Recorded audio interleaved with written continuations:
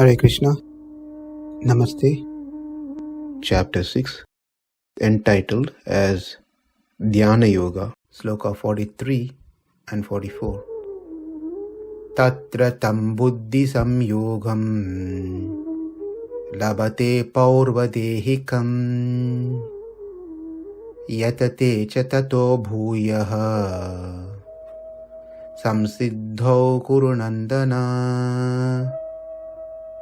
pūrvābhyāsena tenaiva hriyate avaśo jijñāsur yogasya śabda-brahmātivartate.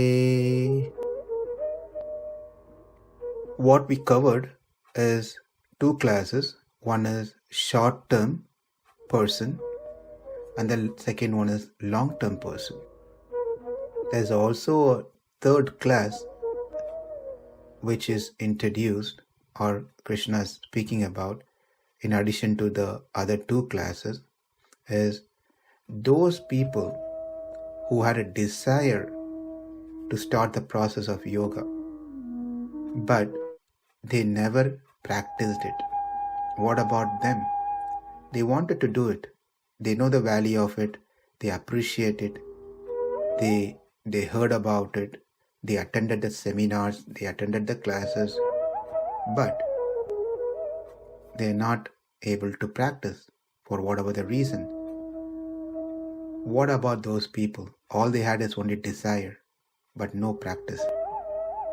The answer is, such people will be born in the family where this person will not be opposed to practice yoga.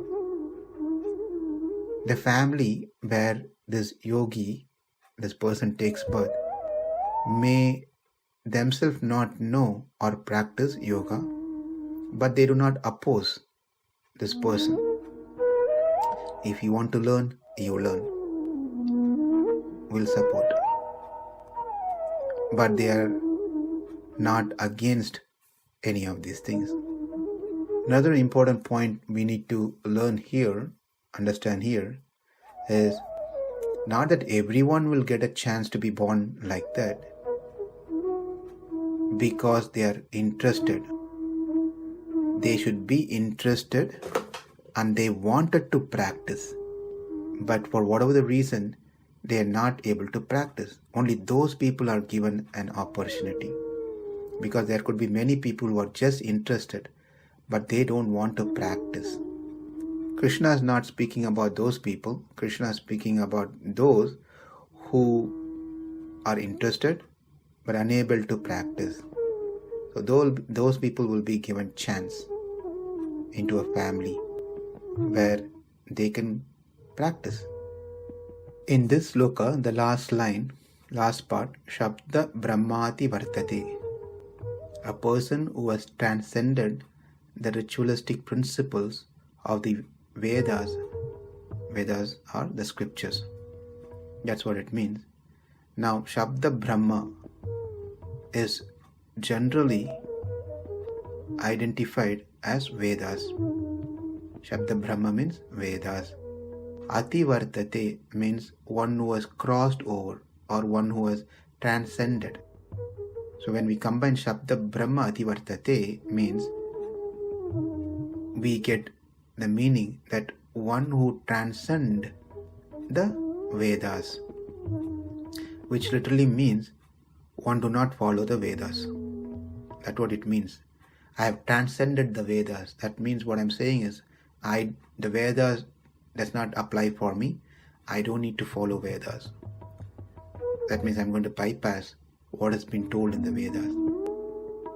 This may not be an appropriate meaning, may not sound good, because the whole purpose of why Krishna spoke Bhagavad Gita is to establish dharma. Dharmas are explained in Vedas. Therefore, Krishna is never going to say not to follow Vedas. And this whole purpose of Gita will be defeated. So he is going to emphasize that everyone follows Vedas. Then how do we understand śabda-brahmātivartate?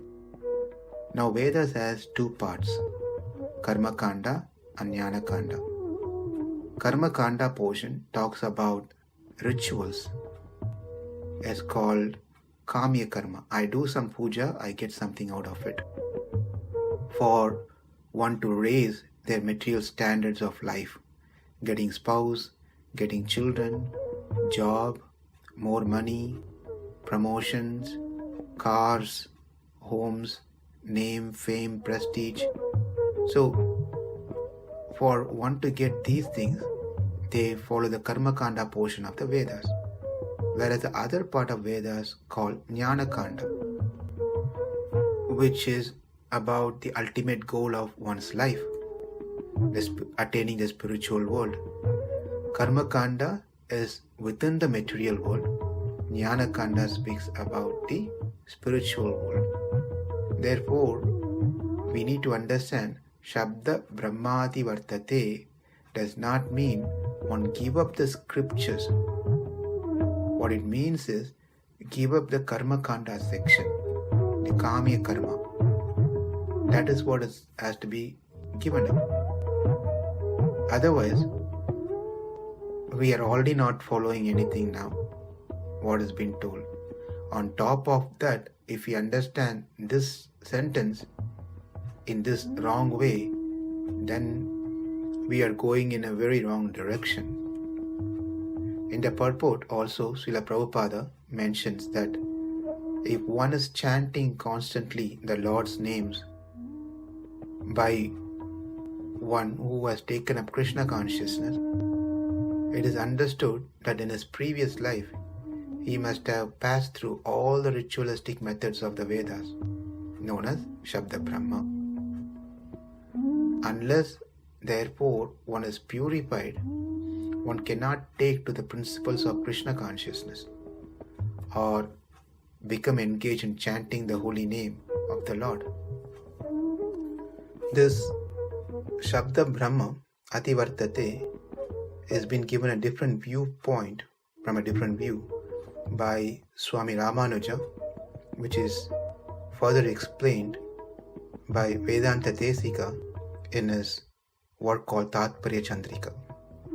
There, śabda-brahma, Prakriti is also called as Brahman.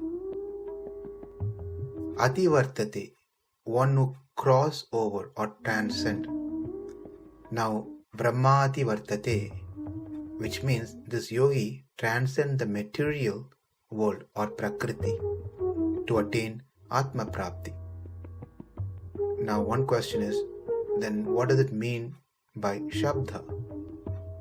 Here, Shabda means all the terms that define things of this world, like animals, birds, reptiles, deva, manushya, table, mountain, whatever it may be, all the Shabda, the sound. So this person transcends all these things of this world, because everything that's in this world, which is called, are different. They are different. They have differences. This yogi, the purpose of this yogi is to not see differences.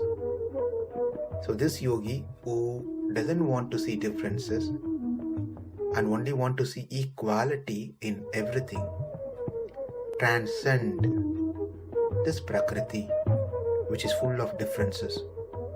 Therefore, here śabda-brahmātivartate means a person is transcended this Prakriti, will transcend the Prakriti and attain the Atma Prapti, the self. One might try to translate or interpret Śabda-brahma as jnana, knowledge, or a person, a purusha. But neither of these will make sense, because one cannot transcend the knowledge. Knowledge is always going to be part of Atma. And transcending a Purusha doesn't make any sense, because there's not a person whom we want to transcend. So none of these is going to make a right meaning to śabda-brahmātivartate. And finally, in this sloka, where this person is going to take birth is not mentioned. One more time, there's a short-term yogi, there's a long-term yogi, and there's one person who had interest to practice but did not practice.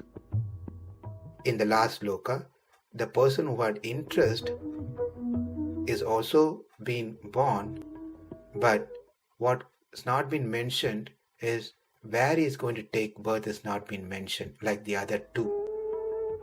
Instead, what he is going to attain is been mentioned. śabda-brahmātivartate, where what he is going to attain is not mentioned in the short-term and the long-term yogi. So therefore, we have to combine all these things together to understand the full meaning of it. When we combine all these three categories or classes of yogi, that one who has done short-term, one who did for long-term, and for one who was very much inclined to practice but could not start practicing, these three classes, they will be given birth in respective families, which will help them to continue from where they left. And finally, all those three will attain Atma Prapti, the self. When we say that he will start from where he left, this includes the complete spiritual journey that he started from Karma Yoga, where in 2.40, as we saw before, applies over here.